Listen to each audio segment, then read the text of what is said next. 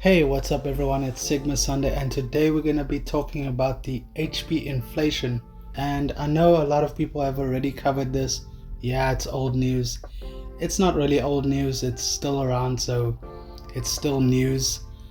But why this video will be a little bit different is because it will be coming from a perspective of a casual player.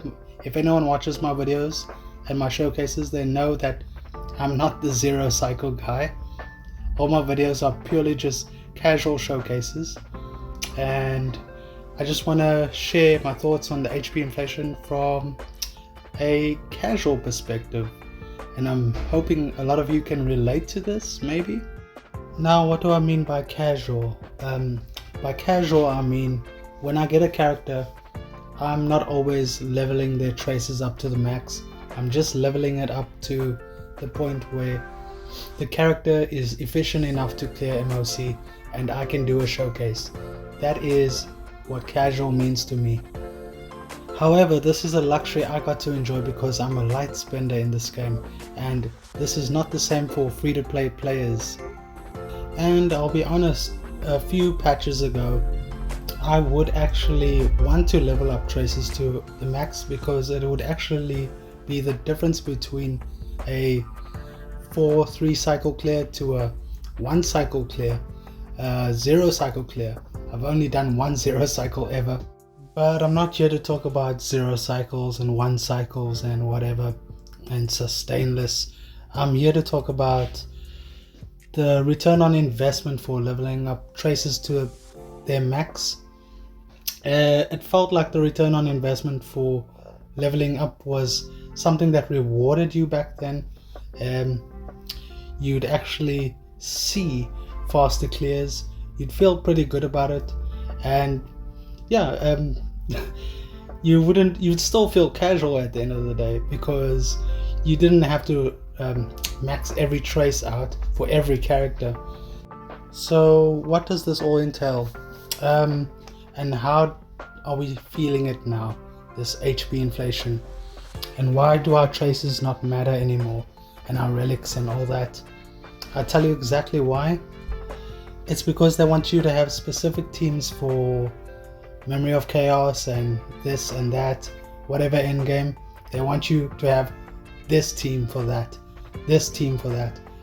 There is no freedom in teams anymore, I noticed.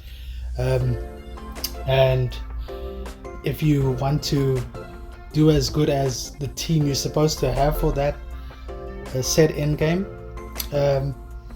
you'll probably have to have eidolons or something crazy to make up for not using the team they want you to use.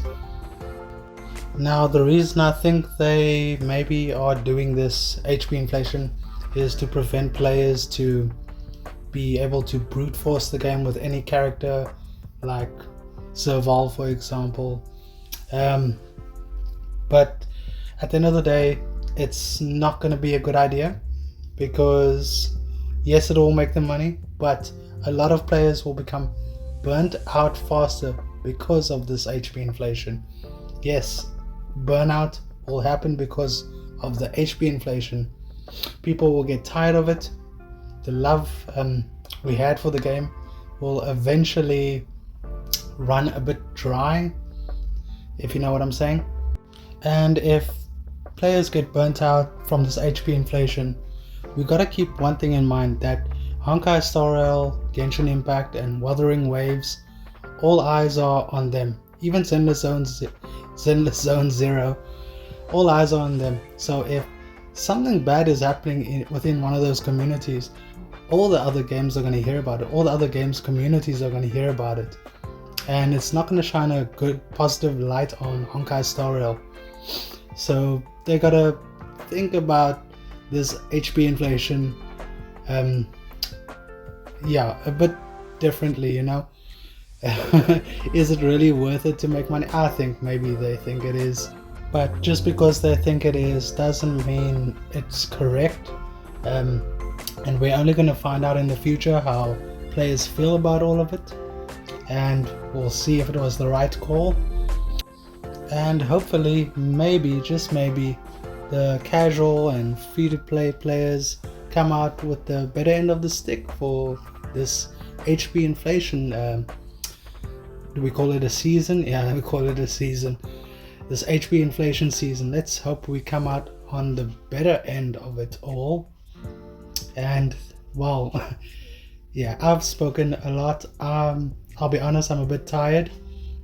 And this is all off the top of my head. So thank you for watching, and see you on the next video.